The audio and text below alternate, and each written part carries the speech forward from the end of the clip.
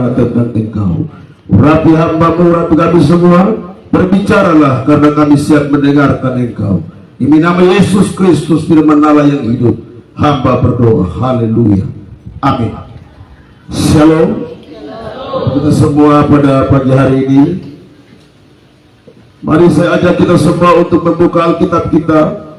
Bagi yang membawa kitab suci atau yang membawa HP suci, maksudnya di HP-nya ada kitab suci, jadi berubah jadi suci. Mari kita buka dalam kitab Kisah Para Rasul. Kisah Para Rasul pasal yang ke-22 ayat 1 hingga ayat yang ke-5. Kisah Para Rasul pasal 22 ayat 1 sampai dengan ayat yang ke-25. Ayat yang ke-5 maksudnya.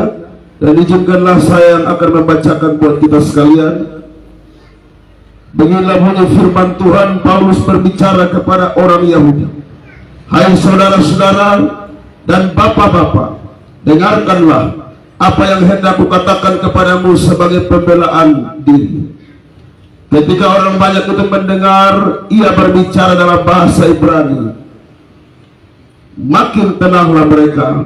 Ia berkata, aku adalah orang Yahudi, lahir di Tarsus di tanah Kilikia, tetapi dibesarkan di kota ini, dididik dengan teliti di bawah pimpinan Gamaliel dalam hukum nenek moyang kita, hingga aku menjadi seorang yang giat bekerja bagi Allah, sama seperti kamu semua pada waktu ini. Dan aku telah menganiaya pengikut-pengikut jalan Tuhan sampai mereka mati.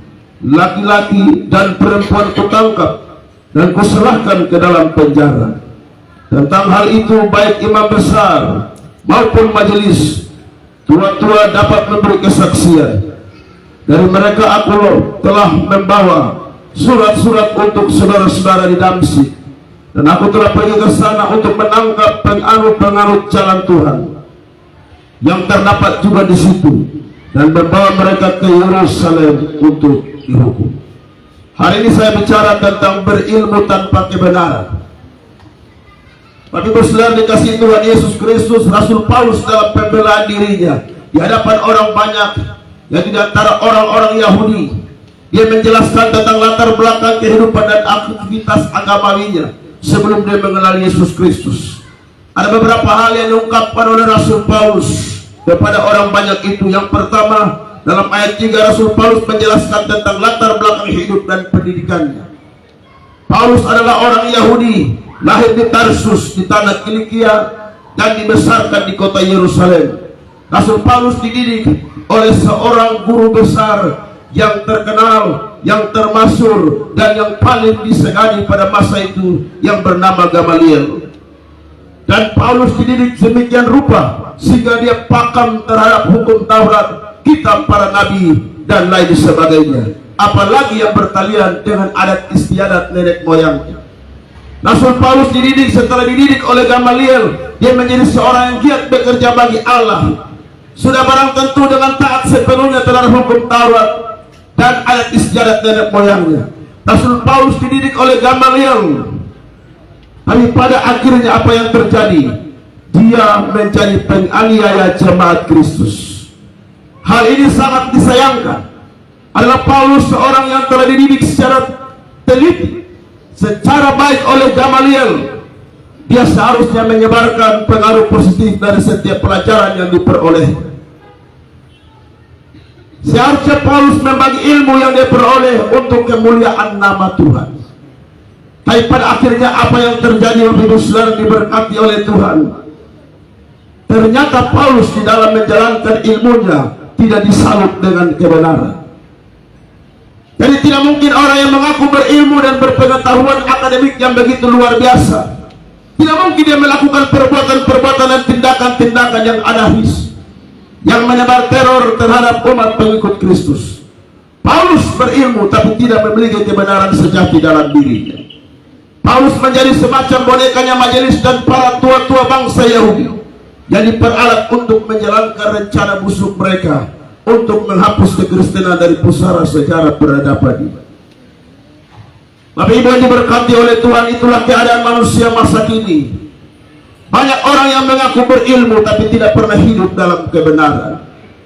Sehingga kita dapat menyaksikan akhir-akhir ini bagaimana orang-orang yang mengaku berilmu, orang-orang yang berpengetahuan, memiliki gelar-gelar akademik yang hebat, tapi terlibat dalam praktek korupsi, menyebarkan berita hoax dan lain sebagainya, yang pada akhirnya harus berhidup di sel tahanan penjara akibat perbuatan mereka tersebut. Kiranya adik-adik yang akan menamat dan sudah menamat dan akan diumumkan hari ini, kalian memiliki ilmu yang luar biasa, tapi harus dibarengi dengan hidup di dalam kebenaran, supaya ilmu yang akan kamu bawa boleh menjadi berkat bagi masyarakat, gereja, bangsa, dan negara. Amin. Karena kalau kamu berilmu lalu tidak hidup dalam kebenaran, bisa ditangkap sama kejati. Karena apa? Salah memanfaatkan ilmu yang ada. Supaya adik-adik dapat mempergunakan ilmu yang ada dengan baik dan hidup dalam kebenaran, maka ada nasihat satu daripada Raja Salomo. Amsal 1 ayat 7 berkata, takut akan Tuhan adalah permulaan pengetahuan. Orang bodoh menghina didikan dan ajaran. Jadi takut akan Tuhan adalah permulaan pengetahuan. Dasar dari semua pengetahuan adalah takut akan Tuhan, karena Tuhan adalah sumber dari pengetahuan itu sendiri. Tuhan adalah sumber daripada ilmu itu sendiri. Tetapi Amsal 1 ayat 7 di sini, dia tidak bermakna pengetahuan secara akademik, tapi adalah satu kemampuan yang akan Tuhan berikan kepada kita semua. Kalau kita takut akan Tuhan, kemampuan itu adalah bisa membedakan mana yang salah dan mana yang benar. Kemampuan itu adalah bisa membedakan mana yang jahat dan mana yang baik. Tidak asing lagi bagi kita pegiat media sosial, bagaimana terjadi tawuran antar sekolah, terjadi tawuran, tindakan-tindakan kriminal justru datang dari anak-anak semasa SMP dan lain sebagainya. Tapi saya percaya anak-anak di SMP Adiaksa bukan saja dibentuk dari ilmu dan sisi intelektual mereka, tapi saya percaya juga bahwa karakter mereka telah dibentuk dan roh mereka adalah roh yang takut akan Tuhan. Dan itu kita akan buktikan di lapangan dan akan melihat mereka yang takut akan Tuhan dan mereka akan berhasil dalam hidupnya. Saya sangat percaya bahwa anak-anak yang menamat hari ini, saya percaya saya sedang berdapat dengan calon-calon gubernur Nusa Tenggara Timur. Saya sedang berdapat dengan calon Kapolda, kepala dinas, paling kecil kepala RT. Amin. Itulah sebabnya boleh memiliki ilmu sebanyak-banyaknya, tapi harus hidup dalam kebenaran. Dan itu akan membuat kita berhasil, sehingga dalam keadaan apapun yang kita kerjakan, semuanya akan mendatangkan hormat dan kemuliaan bagi nama Tuhan. Selamat sukses untuk adik-adik berilmu, tapi juga hidup dalam kebenaran. Kita berdoa. Terima kasih Tuhan, kami mengucap syukur pagi menjelang siang ini. Kami boleh diizinkan Tuhan mendengarkan firman Allah. Dan urapan Tuhan turun atas kami semua, dan kami tidak saja mendengar, tapi kami juga melakukannya dalam hidup kami masing-masing. Dan firman ini bukan saja kepada anak-anakmu yang menamat hari ini, tapi kami semua yang berkumpul hari ini, yang disebut sebagai para intelektual, orang-orang berilmu. Dan biarlah kami semua hidup di dalam kebenaran, dan nama Tuhan dipermuliakan. Terima kasih Tuhan, hamba terbatas dalam menyampaikan firman-Mu, tapi Roh Kudus tidak terbatas, akan terus-menerus memperdengarkan dan menggaungkan firman-Mu dimanapun kami pergi dan berada. Demi Yesus Kristus Tuhan dan Juru Selamat, hamba berdoa. Haleluya, haleluya, amin. Tuhan Yesus memberkati, dan saya kembalikan kepada worship leader.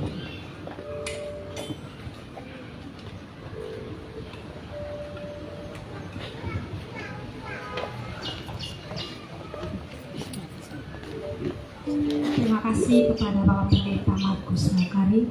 Kiranya firman Tuhan ini memberikan hikmat bagi setiap kita yang hadir di tempat ini, dan juga khususnya kepada siswa-siswi kita. Aku melayangkan mata ke gunung-gunung, dari mana kan datang pertolonganku, pertolonganku ialah dari Tuhan yang menjadikan langit dan bumi. Ia takkan membiarkan kakimu goyang, penjagamu tidak akan terlelah, sesungguhnya tidak terlelah dan tidak